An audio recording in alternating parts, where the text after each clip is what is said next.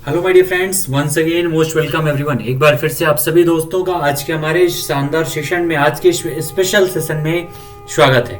और जैसा कि आपके सामने टॉपिक है और आज हम डिस्कस करने वाले हैं हमारे भारतीय संविधान की सबसे शुरुआत यानी बेस से आज हम लोग डिस्कस करने वाले हैं।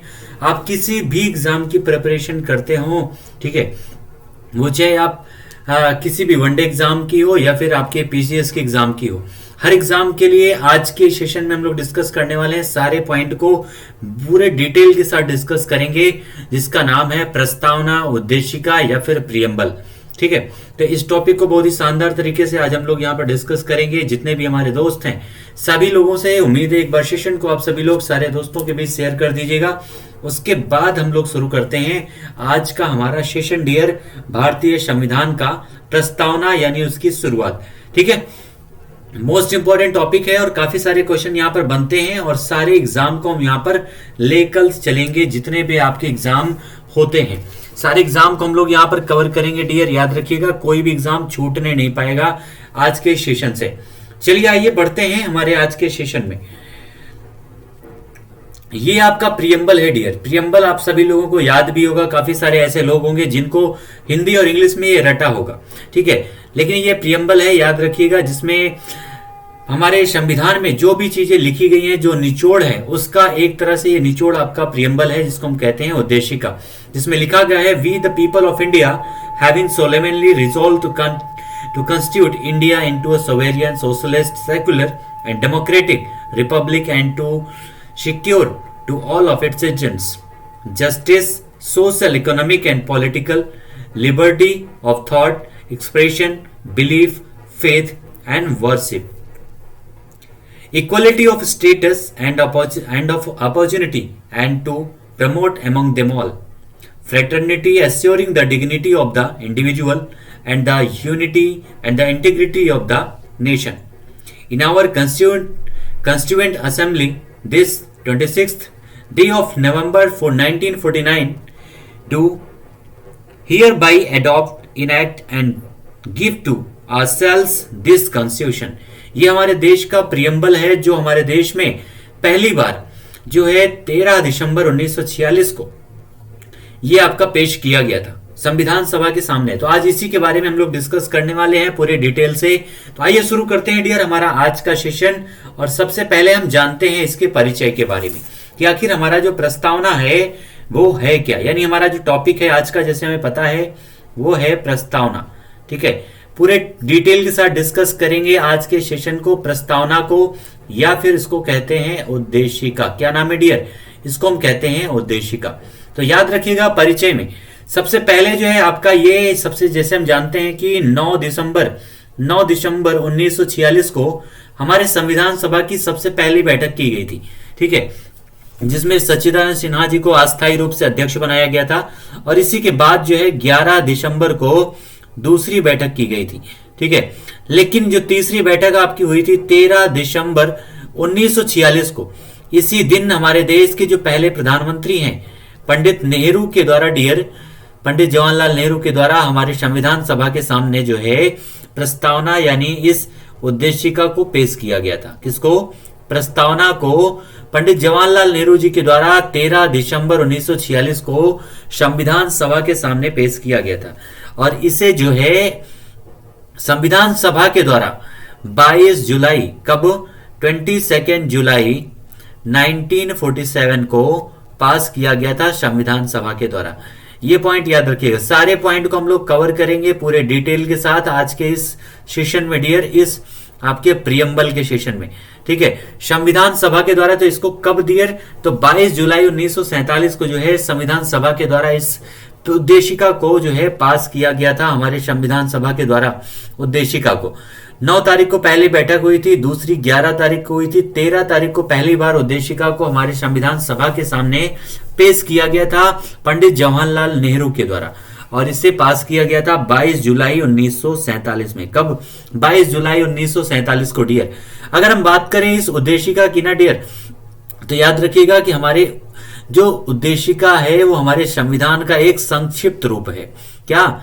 संविधान का इसे संक्षिप्त रूप कहा जाता है। यानी हमारे संविधान जो इतना लंबा संविधान है, दुनिया का सबसे बड़ा संविधान है, उसका सबसे संक्षिप्त रूप है। यानी हम पूरे संविधान को ना पढ़ करके केवल अपने संविधान के इस उद्देशिका को पढ़ करके संविधान के बारे में सारी चीजें आसानी से जान सकते हैं। और शुरुआत में ऐसा ये प्रावधान किया गया था कि ये जो आपकी उद्देशिका है ये प्रवर्तनीय नहीं है। क्या नहीं है? प्रवर्तनीय नहीं है। आखिर प्रवर्तनीय नहीं है, इसका रीजन क्या है?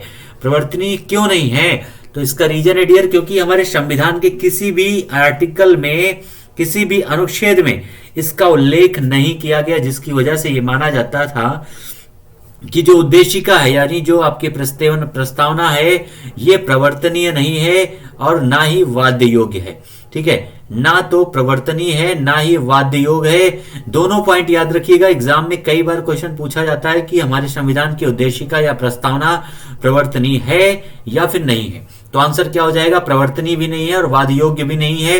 इसको 13 जुलाई 1946 को पंडित जवाहरलाल नेहरू के द्वारा पेश किया गया था और 22 जुलाई 1947 को संविधान सभा के द्वारा इसे पास किया गया था। तो ये तो हो गया सिंपल परिचय हमारे इस उद्देशिका का। आइए थोड़ा सा जानते हैं हमारे उद्देशिका उपबंध के बारे में। यानी हमारी जो उद्देशिका है डियर, उद्देशिका जो हमारा है उस उद्देशिका के उपबंध क्या क्या है। ठीक है, उद्देशिका के आखिर उपबंध क्या क्या है, यानी कहां से क्या चीजें ली गई हैं हमारे इस उद्देशिका में। अगर सबसे पहला पॉइंट अगर हम बात करें, फर्स्ट पॉइंट जो हमारा है वो है उद्देशिका का स्रोत। ठीक है, तो उद्देशिका का स्रोत क्या है डियर? तो किस देश से लिया गया है उद्देशिका को? तो याद रखिएगा ये लिया गया है अमेरिका से। कहां से?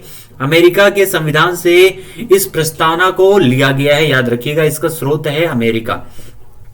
उसके अलावा दूसरा जो हमारा पॉइंट बनता है इस उद्देशिका से संबंधित कि इसको जो है पेश किसके द्वारा किया गया था, किसके द्वारा इसको पारित कराया गया था, पेश किया गया था? तो वो किया गया था किसके द्वारा? पंडित नेहरू के द्वारा। पंडित जवाहरलाल नेहरू जी के द्वारा जो है इसे हमारे संविधान सभा के सामने पेश किया गया था। ये सारे मोस्ट इंपोर्टेंट पॉइंट हैं that we are going to discuss in this session.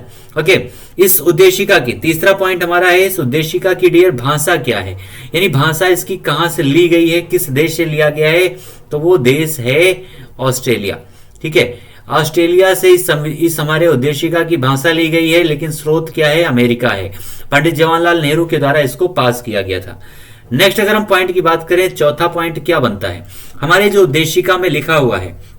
क्या लिखा है डियर? सामाजिक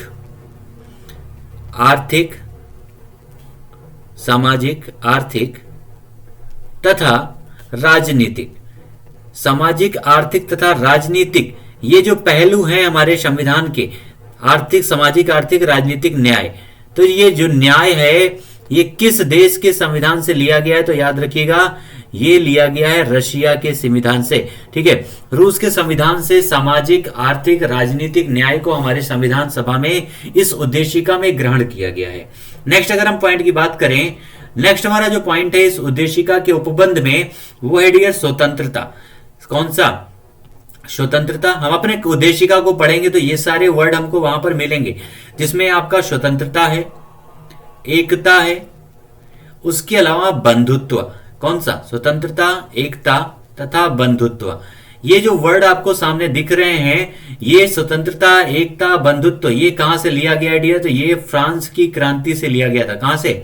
फ्रांस में जो क्रांति हुई थी वहां से इसको ग्रहण किया गया है, इस तीनों वर्ड को, स्वतंत्रता, एकता तथा बंधुत्व। ठीक है, सामाजिक आर्थिक न्याय जो थे आपके ये रसिया से ग्रहण किया गया है, स्वतंत्रता, एकता, बंधुत्व लिया गया है फ्रांस से। नेक्स्ट हमारा जो पॉइंट बनता है ये कि ये जो आपका है उद्देशिका ये वाद योग्य है या नहीं है। ठीक है, वाद योग्य है या नहीं है, ये पॉइंट आपका बनता है। तो याद रखिएगा ये आपका उद्देशिका जो है वाद योग्य नहीं है। ठीक है, वाद योग्य नहीं है। इसको जो है सातवां पॉइंट क्या है? पारित कब किया गया था? तो अभी हमने डिस्कस भी किया कि इसको जो है 22 जुलाई, कब डियर? 22 जुलाई 1947। कब? 22 जुलाई 1947 को जो है हमारे संविधान सभा के द्वारा उद्देशिका को पास किया गया था। याद रखिएगा, यानी सिंपल सी बात है, संविधान संसद के द्वारा जो बनाए गए कानून हैं ये उसमें दखलंदाजी नहीं करता है। ये भी याद रखिएगा। संसद के द्वारा जो है बनाए गए जो कानून हैं उसमें दखल अंदाजी नहीं करता है उद्देशिका, लेकिन फिर भी जो चीफ जस्टिस होते हैं उसे वो उद्देशिका को पढ़ करके उसके निष्कर्षों के आधार पर अपना निर्णय दे सकते हैं। इसमें ये चीजें जरूर हैं। ठीक है, तो आइए देखते हैं हमारे इस उद्देशिका से संबंधित हमारे देश में कौन कौन से नए नए विवाद खड़े हुए हैं, क्योंकि उद्देशिका हमारे संविधान का पार्ट तो नहीं है लेकिन फिर भी इंपॉर्टेंट है, क्योंकि हमारे संविधान को कहीं ना कहीं रिप्रेजेंट जरूर करता है। तो आइए देखते हैं उस उद्देशिका के जो आपके विवाद हैं हमारे देश में। सबसे पहला है आपका बेरूबारी केस 1960 में। बेरूबारी केस ये कब हुआ था डियर? 1960 में हुआ था। ठीक है, ये बेरूबारी है कहां? ये इसका भी ये नाम याद रखिएगा, ये आपका पश्चिम बंगाल में है। कहां पर? पश्चिम बंगाल में है। एग्जाम में आपके पूछा गया है कि बेरूबारी केस जो है आपका, उसमें से बेरूबारी किस राज्य से संबंधित है? तो आंसर हो जाएगा पश्चिम बंगाल से। इस बेरूबारी केस 1960 में जो है आपका क्या प्रावधान किया गया था? क्या प्रावधान किया गया था डियर? तो इसके अनुसार क्या बताया गया था कि जो प्रस्तावना में, यानी जो प्रस्तावना है, यानी हमारी जो उद्देशिका है वो संविधान का अंग नहीं है। यानी प्रस्तावना क्या है? संविधान का अंग नहीं है, ऐसा इसमें प्रावधान किया गया था।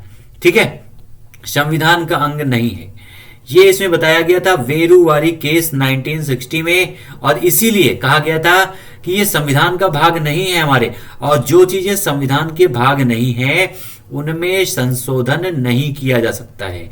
ठीक है, यानी जो भी हमारे देश में संविधान का भाग नहीं है उसमें हम किसी भी प्रकार का, जो हमारे देश में आप देखेंगे संविधान में आर्टिकल 368 के तहत संशोधन किया जाता है। तो इसके तहत, इस आर्टिकल के तहत जो है हमारे उद्देशिका में संशोधन संभव नहीं है, ऐसा इस बेरूबारी केस 1960 में जो आपका है इसका मानना था कि इस प्रस्तावना संविधान का अंग नहीं है और इसमें किसी भी प्रकार का आर्टिकल 368 के तहत संशोधन नहीं किया जा सकता है।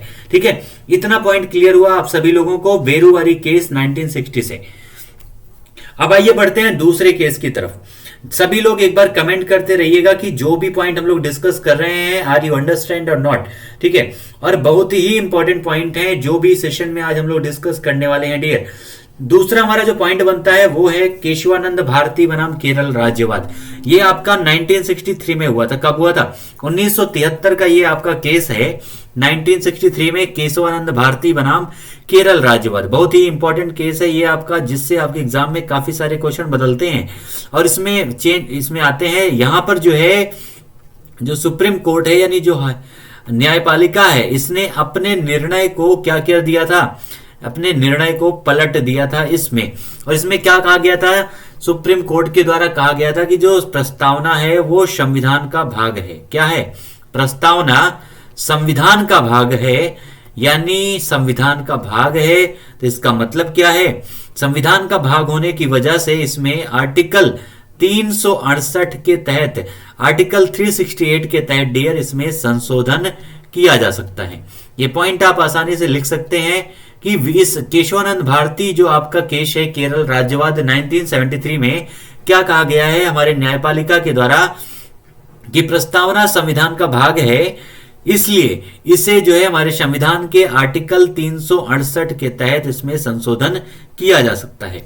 लेकिन एक और प्रावधान किया गया था। क्या? इसमें यह भी बताया गया था कि इसके मूल ढांचे में, यानी इसका जो मूल ढांचा है उसमें परिवर्तन नहीं किया जा सकता है। मूल ढांचे में परिवर्तन नहीं किया जा सकता है। मतलब क्या है कि मूल ढांचे में परिवर्तन नहीं हो सकता है।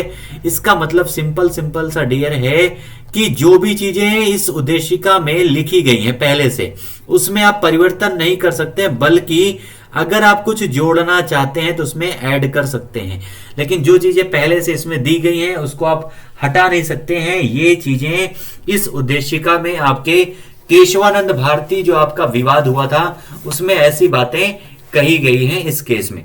ठीक है, और ये जो आपका मूल ढांचा में परिवर्तन नहीं हो सकता है, लेकिन इसमें कुछ जोड़ी जा सकती हैं। और जब ये प्रावधान आ गया कि इसमें कुछ चीजें जोड़ी जा सकती हैं केशवानंद भारती केस से, तो उसी समय जो है हमारे देश में प्रधानमंत्री थी। कौन थी डियर? उस समय हमारे देश में प्रधानमंत्री थी इंदिरा गांधी जी। कौन थी? इंदिरा जी हमारे देश की प्रधानमंत्री थी उस समय, और इन्होंने एक संविधान संशोधन किया था। कौन सा? 42वां संविधान संशोधन। 42वां आपका अमेंडमेंट हुआ था। 42वां अमेंडमेंट हुआ था डियर इस समय, कब? आपके 1976 में, इसी के जस्ट बाद 1973 के बाद जो है ये 42वां संविधान संशोधन हमारे देश की उस समय की प्रधानमंत्री इंदिरा गांधी जी के द्वारा किया गया था। और इसमें क्या किया गया? जब मौका मिला इसमें परिवर्तन करने का, तो इनके द्वारा उद्देशिका में जो वर्ड जोड़े गए थे, समाजवाद, याद रखिएगा मोस्ट इंपॉर्टेंट है, समाजवाद, पंथ निरपेक्ष, समाजवाद, पंथ निरपेक्ष तथा अखंडता को, समाजवाद, पंथ निरपेक्ष तथा अखंडता को, ये 3 वर्ड आपके इसमें जोड़े गए थे, समाजवाद, पंथ निरपेक्ष और अखंडता। यानी जब केशवानंद भारती केस में ऐसा कोर्ट का मानना था कि ये संविधान का पार्ट है प्रस्तावना, उसके अलावा संविधान का जो पार्ट है तो इसको आर्टिकल 368 के तहत इसमें संशोधन भी हो सकता है। जब संशोधन हो सकता है यानी इसके मूल ढांचे में परिवर्तन तो नहीं कर सकते, लेकिन इसमें हम कुछ ना कुछ जोड़ सकते हैं। जब ये मौका मिला सरकार को तो इंदिरा गांधी जी ने उसी समय तुरंत कर दिया 42वां संविधान संशोधन 1976, और उन्होंने हमारे देश की इस उद्देशिका यानी प्रस्तावना में समाजवाद, पंथ निरपेक्ष और अखंडता, ये 3 वर्ड इसमें जोड़ दिए गए। तीनों वर्ड याद रखिएगा, ये तीनों वर्ड हमारे संविधान में पहले नहीं थे, बल्कि इसको बाद में जोड़ा गया था 1976 के अमेंडमेंट के द्वारा। ठीक है, आज तक हमारे पूरे प्रस्तावना की अगर हम बात करें डियर, पूरे प्रस्तावना में केवल एक बार, कितना? केवल एक बार जो है इसमें संशोधन किया गया है। यह भी क्वेश्चन पूछा गया है, ठीक है, कि हमारे संविधान में कितनी बार अभी तक संशोधन किया जा चुका है, तो आंसर हो जाएगा केवल एक बार संशोधन हुआ है, जिसमें ये तीनों वर्ड आपके जोड़े गए थे। ठीक है, ये तीनों वर्ड इसमें जोड़ा गया था। इसी के साथ ही इसी के बाद जो है आप एक पॉइंट और याद रखिएगा कि 1994 में 1994 में डियर एक और केस हुआ था। ठीक है, एसआर मुंबई केस। कौन सा? एसआर मुंबई वर्सेस भारत संघ। याद रखिएगा SR Mumbai, SR Mumbai versus Bharat संघ। यह भी आपका एक विवाद हुआ था भारत संघ के साथ में 1994 में। 1994 में यह केस हुआ था जिसमें माना गया था कि प्रस्तावना को जो है संविधान का अंग माना गया था। इस केस में भी संविधान का अंग माना गया था, प्रस्तावना को। दोनों पॉइंट याद रखिएगा। ये सारे केस कब हुए थे, इनमें क्या परिवर्तन किया गया था, ये सारे एग्जाम में आपके क्वेश्चन हमेशा पूछे जाते हैं। ठीक है, तो ये पॉइंट याद रखिएगा। अब आइए बढ़ते हैं, प्रस्तावना के तत्व कौन कौन से हैं, यानी प्रस्तावना जो है उसमें क्या क्या इसके तत्व हैं। ठीक है, तो सबसे पहला जो इसका तत्व आता है वो मोस्ट इंपॉर्टेंट है, फर्स्ट जो है सबसे इंपॉर्टेंट है, जिसको हम कहते हैं स्रोत। यानी जो प्रस्तावना हमारी उद्देशिका है इसमें स्रोत कौन है, कौन इसका स्रोत है डियर, तो याद रखिएगा भारत की जनता। कौन है? भारत की जनता इसका स्रोत है। ठीक है, भारत की जनता। इसकी शुरुआत आप देखेंगे प्रस्तावना की तो क्या है? We the people of India, यानी हम भारत के लोग, ये इसके स्रोत हैं इस प्रस्तावना के। ठीक है, यानी पहला पॉइंट आपको जो याद रखना है, भारत के लोग, ये इसका स्रोत है हमारे प्रस्तावना के। अगर दूसरी पॉइंट की बात करें तो दूसरा है हमारे प्रस्तावना का जो स्वरूप है। ठीक है, प्रस्तावना का हमारे स्वरूप कैसा है डियर, इसका आकार कैसा है, स्वरूप क्या है। तो सबसे पहला है इसमें फर्स्ट पॉइंट आपको जो याद रखना है वो है संपूर्ण प्रभुत्व संपन्न। क्या है? पहला है संपूर्ण प्रभुत्व संपन्न। सारे पॉइंट ध्यान से समझिएगा, मोस्ट इंपॉर्टेंट है ये सारे आपके पॉइंट। पहला है संपूर्ण प्रभुत्व संपन्न, जिसको कहते हैं सवर्निटी। ठीक है, इसका स्वरूप कैसा है। दूसरा क्या है डियर, तो ये है समाजवाद, यानी हमारे संविधान की जो प्रस्तावना है वो समाजवाद को बढ़ावा देती है। तीसरा क्या है? पंथ निरपेक्ष, यानी किसी भी विशेष धर्म को यहां पर मान्यता नहीं दी गई है, यानी पंथ निरपेक्ष मतलब सेकुलरिज्म। ठीक है, सेकुलरिज्म जो है हमारे देश में है। दूसरा है और नेक्स्ट हमारा है गणतंत्र। गणतंत्र मतलब है रिपब्लिक देश है हमारा भारत। ठीक है, रिपब्लिक। और लास्ट क्या है? लोकतंत्रात्मक। कौन सा? लोकतंत्रात्मक राष्ट्र है। तो ये सारे पॉइंट याद रखिएगा। सबसे पहला, इसका जो स्वरूप कैसा है हमारे संविधान के इस प्रस्तावना का, तो वो है संपूर्ण प्रभुत्व संपन्न, समाजवाद, पंथ निरपेक्ष, गणतंत्र और लोकतंत्रात्मक इसका तरीका है। ठीक है, लेकिन अगर इसके उद्देश्य की बात की जाए डियर, इस प्रस्तावना का जो उद्देश्य है, इसका उद्देश्य आखिर क्या है इस प्रस्तावना का, तो सबसे मेन चीज जो हमें याद रखना है, इसका उद्देश्य है क्या, सबसे पहला है समानता, लोगों के बीच में क्या होनी चाहिए, समानता होनी चाहिए। दूसरा क्या है, प्रतिष्ठा एवं अवसर की समता। ठीक है, क्या, प्रतिष्ठा एवं अवसर की समता, ये इसकी डिमांड है, इसका उद्देश्य है। ठीक है, उसके अलावा और क्या है इसका उद्देश्य है, तो दूसरा जो उद्देश्य है वो है न्याय। न्याय कौन कौन सा डियर, तो न्याय है पहला सामाजिक न्याय होनी चाहिए लोगों के बीच में। उसके अलावा और क्या होना चाहिए, तो लोगों के बीच में समाज आर्थिक न्याय, वो गवर्नमेंट प्रयास करेगी लोगों को आर्थिक समानता प्रदान करने की। उसके अलावा राजनीतिक न्याय, यानी इतने प्रकार के न्याय भी दिए जाने की आवश्यकता है इसके द्वारा। उसके अलावा क्या है, न्याय के अलावा कुछ और चाहिए हमारे देश की जनता को, तो वो है डियर स्वतंत्रता। क्या, स्वतंत्रता। स्वतंत्रताएं अगर चाहिए तो वो कैसी स्वतंत्रता चाहिए, तो वो 5 प्रकार की होती है स्वतंत्रताएं। कितने, 5 प्रकार की, याद रखिएगा, डायरेक्ट एग्जाम में क्वेश्चन में ये पूछे जाते हैं। वो स्वतंत्रताएं कौन है, सबसे पहला है विचार। ठीक है, कौन सा, विचार की स्वतंत्रता है। दूसरा है अभिव्यक्ति की स्वतंत्रता। किसका, अभिव्यक्ति, यानी जो आप विचार कर सकें और उसकी अभिव्यक्ति कर सकें। उसके अलावा क्या है, विश्वास करने की स्वतंत्रता, किसी भी चीज पर आप फ्री हैं विश्वास करने के लिए। और चौथा क्या है, धर्म, यानी कोई भी धर्म जो है आप अपना सकते हैं इस भारत देश में रह करके। और उपासना, इतनी सारी स्वतंत्रताएं हमारे संविधान के इस उद्देशिका के द्वारा हमें प्रदान की गई हैं। ठीक है, इसका उद्देश्य 3 चीजें याद रखना है। उद्देश्य में क्या है, समानता, प्रतिष्ठा एवं अवसर की समता। कितने प्रकार के न्याय दिलाना इसका उद्देश्य है, तो सामाजिक, आर्थिक और राजनीतिक न्याय। जबकि स्वतंत्रताओं में विचार की स्वतंत्रता है, अभिव्यक्ति की स्वतंत्रता है, विश्वास की स्वतंत्रता है, धर्म और उपासना की स्वतंत्रता है। एक और आपका पॉइंट यहां पर बच रहा है, यानी एकता और अखंडता। कौन से, इसका उद्देश्य है देश में एकता और अखंडता को सुनिश्चित करना। देश में एकता और अखंडता को सुनिश्चित करना भी इसका उद्देश्य है। ये इसके जो है मूल तत्व हैं हमारे प्रस्तावना के। ठीक है, ये प्रस्तावना के हमारे मूल तत्व हैं डियर। जो भी प्रस्तावना में हम सारे पॉइंट पढ़ते हैं वो आपके सामने यहां पर रखे गए हैं एक एक करके। ठीक है, सारे पॉइंट को ध्यान दीजिएगा कि उनका उद्देश्य क्या है। आइए बढ़ते हैं नेक्स्ट, यानी प्रस्तावना के तत्व के बारे में तो हमने डिस्कस कर लिया।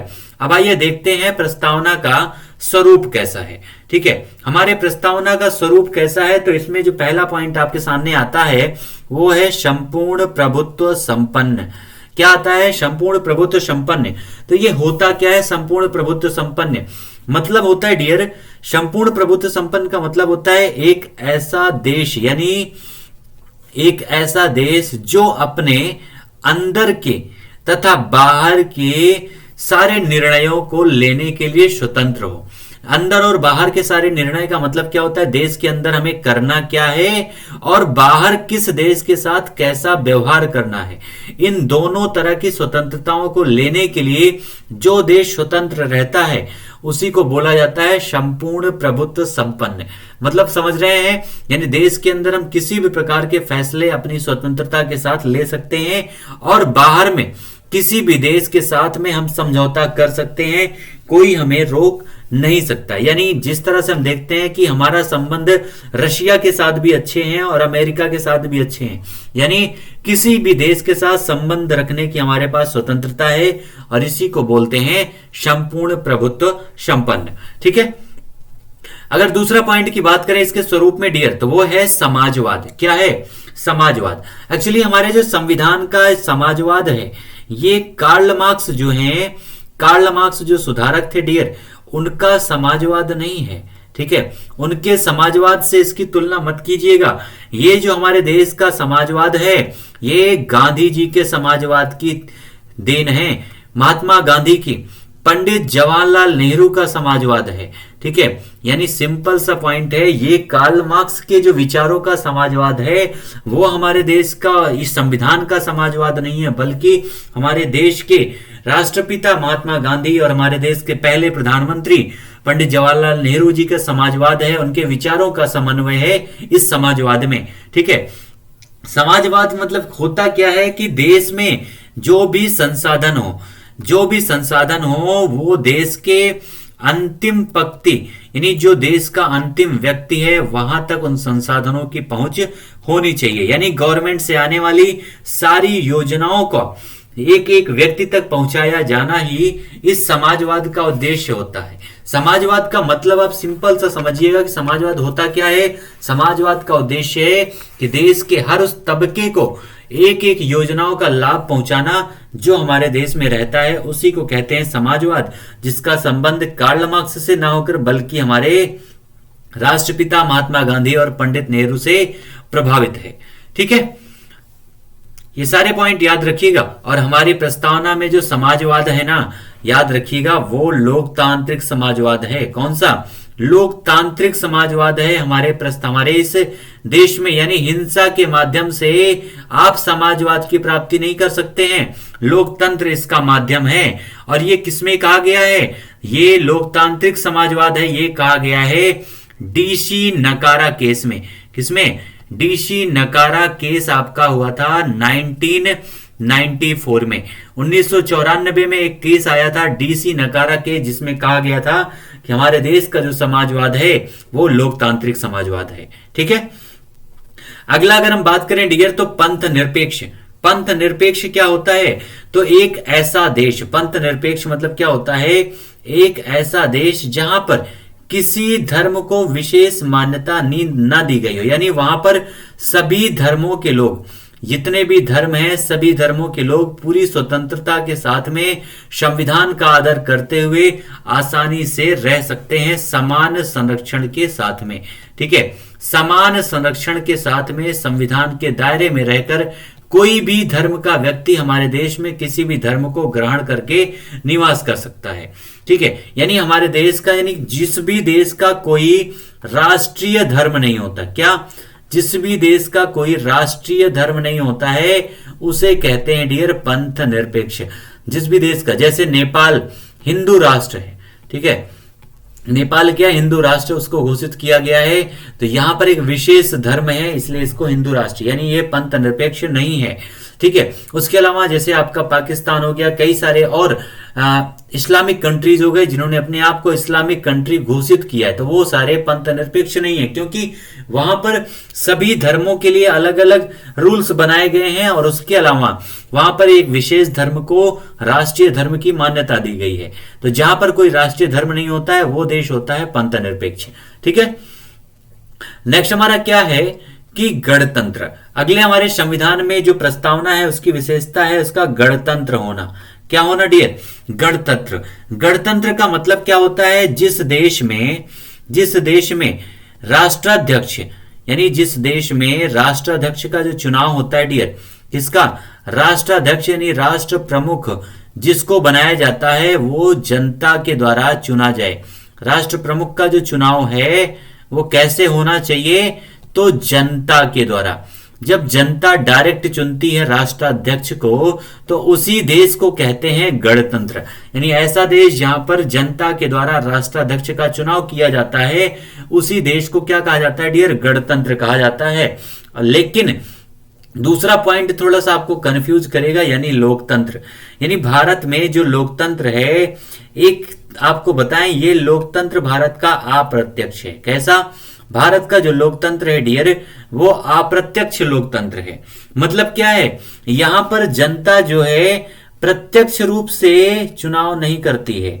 प्रत्यक्ष रूप से यहां पर जनता प्रधानमंत्री को प्रत्यक्ष रूप से नहीं चुनती है, बल्कि पहले जनता सांसदों को चुनती है। किसको? सांसदों को चुनती है, और उन्हीं सांसदों में जिस भी पार्टी की बहुमत होती है वो अपने में से किसी एक मेंबर को प्रधानमंत्री नियुक्त करता है। यानी जनता प्रधानमंत्री का प्रत्यक्ष रूप से यहां पर चुनाव नहीं करती है, बल्कि अप्रत्यक्ष तरीके से करती है। और इसीलिए हमारे देश को जो है लोकतांत्रिक देश कहा गया है। यानी जनता जो है अपने प्रतिनिधि को भेजती है। क्या? जनता खुद नहीं चुनाव करती, बल्कि अपने प्रतिनिधि को भेजती है, और ये प्रतिनिधि आगे चल करके चुनाव करते हैं हमारे देश के राष्ट्राध्यक्षों का। और ऐसे चुनाव को हम क्या कहते हैं? जिस भी देश में होता है ऐसे चुनाव को उसको कहते हैं लोकतंत्र। ठीक है, कि वो क्या है? एक प्रकार का लोकतांत्रिक देश है। सारे पॉइंट आप सभी लोगों को क्लियर हो गया होगा जो भी हमने डिस्कस किया है आज के सेशन में डियर। और अब आइए थोड़ा सा देखते हैं विविध के पॉइंट। कौन सा? विविध के पॉइंट को कुछ डिस्कस करते हैं। याद रखिएगा सबसे पहला पॉइंट, विविध का सबसे पहला पॉइंट याद रखिएगा, आर्टिकल 38। कौन सा? आर्टिकल 38। एक्चुअली हमारे संविधान में कुछ ऐसे पॉइंट हैं, जैसे अगर हम बात करें सामाजिक, पहला है सामाजिक, आर्थिक, राजनीतिक न्याय। ठीक है, हमारे संविधान के प्रस्तावना में आप ये पॉइंट पाएंगे, सामाजिक, आर्थिक तथा राजनीतिक न्याय। एक्चुअली ये जो है हमारे देश में एक पार्ट है जिसका नाम है डीपीएसपी।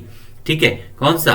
डीपीएसपी यानी राज्य के नीति निर्देशक तत्व, जिसमें आर्टिकल जो 38 है, ये आपका एग्जाम में कई बार क्वेश्चन पूछा गया कि प्रस्तावना में जो ये न्याय दिखाया गया है इसको कहां से लिया गया है? तो ये हमारे संविधान में आर्टिकल 38 में डीपीएसपी में है। किसमें?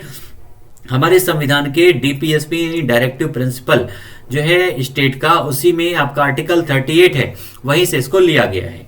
दूसरी अगर हम बात करें, हमारे संविधान के इस प्रस्तावना में 5 प्रकार के, कितने डियर? 5 प्रकार की स्वतंत्रताएं दी गई हैं। 5 प्रकार की स्वतंत्रता का उल्लेख इसमें किया गया है, 5 प्रकार की। आखिर ये स्वतंत्रता कहां पर है? तो हमें पता है कि भारत देश में सभी को समानता और स्वतंत्रता का अधिकार है, और ये भारत में ठीक है किसमें किया गया डियर? मूल अधिकारों में। यानी 5 प्रकार की जो स्वतंत्रताएं हैं, ये स्वतंत्रताओं का उल्लेख कहां पर किया गया है? मूल अधिकारों में। कई प्रकार की स्वतंत्रताएं हैं, और स्वतंत्रता का अधिकार आर्टिकल 19 से लेकर के 21 तक किया गया, 22 तक। ठीक है, ये हमने डिस्कस भी किया है, याद रखिएगा 19 से 22 स्वतंत्रता। और यहीं पर ये आपके 5 प्रकार की स्वतंत्रताएं जो अभी हमने कुछ देर पहले डिस्कस किया था, विचार, अभिव्यक्ति, धर्म, उपासना, इन सारी चीजों की स्वतंत्रताएं। ठीक है, तीसरा जो पॉइंट बनता है वो ये है कि हमारे संविधान में है एकता और अखंडता। कौन सी? एकता और अखंडता। तो एकता और अखंडता क्या होता है डियर हमारे संविधान में? ये कहां पे है? तो ये हमारे संविधान के मूल कर्तव्य में है। क्या? ये संविधान के हमारे मूल कर्तव्य में है कि हमारे अपने देश के एकता और अखंडता को बनाए रखने का मूल जो कर्तव्य है वो किसका है? वो हमारा है, जो हमारे संविधान के आर्टिकल 51A में दिया गया है। याद रखिएगा, मूल कर्तव्य। ठीक है, उसके अलावा अगर हम बात करें तो प्रस्तावना में जो शब्द हैं उन सभी चीजों का प्रयोग हमें कहां कहां पर मिला? अभी हमने जहां तक देखा तो कहां कहां पर प्राप्त होते हैं? सबसे पहला डीपीएसपी में मिलता है, जो हमने अभी देखा, ये आपके न्याय। उसके अलावा कहां मिलता है? तो हमें मिलते हैं मूल अधिकारों में। कहां पर? मूल अधिकारों में हमें प्राप्त होते हैं जो आपके प्रस्तावना में जुड़े हुए वर्ड हैं। उसके अलावा और कहां प्राप्त होता है? तो मूल कर्तव्य में। कहां पर डियर? मूल कर्तव्य में। इतनी जगह पर हमारे इस जो आपकी प्रस्तावना है उनसे संबंधित वर्ड हमको इतनी जगह पर मिलते हैं, याद रखिएगा। तो ये आपके विविध की कुछ पॉइंट हैं जो आपको ध्यान में रखना है कि ये सारे वर्ड आपको कहां से प्राप्त होते हैं। अब हम लोग पहुंचने वाले हैं लास्ट पॉइंट पर डियर। अपने इस सेशन के अंतिम पॉइंट हमारा क्या है? कथन, जो मोस्ट इंपॉर्टेंट है और कई बार एग्जाम में पूछा जाता है। ठीक है, तो कथनों में सबसे पहले हमें याद क्या रखना है? सबसे पहला हमें याद रखना है कि किसने कहा है कि प्रस्तावना जो है, सारी चीजें प्रस्तावना की बात की जा रही है। किसकी डियर? प्रस्तावना की बात हम लोग कर रहे हैं यहां पर। और प्रस्तावना को जो है किसने जो है संविधान का, किसका? संविधान का परिचय पत्र कहा है। संविधान का परिचय पत्र। पहला पॉइंट आपका ये बनता है, संविधान का परिचय पत्र किसने कहा है? तो याद रखिएगा ये कहा है N.A. पालकीवाला।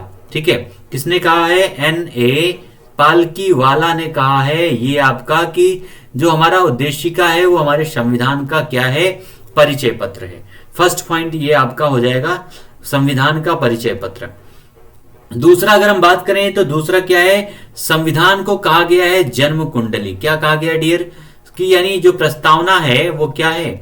एक तरह से हमारे संविधान की जन्म कुंडली है। ये किसने कहा है कि जन्म कुंडली है? तो ये कहा है डियर, याद रखिएगा, डॉक्टर के.एम. मुंशी। ठीक है, डॉक्टर के.एम.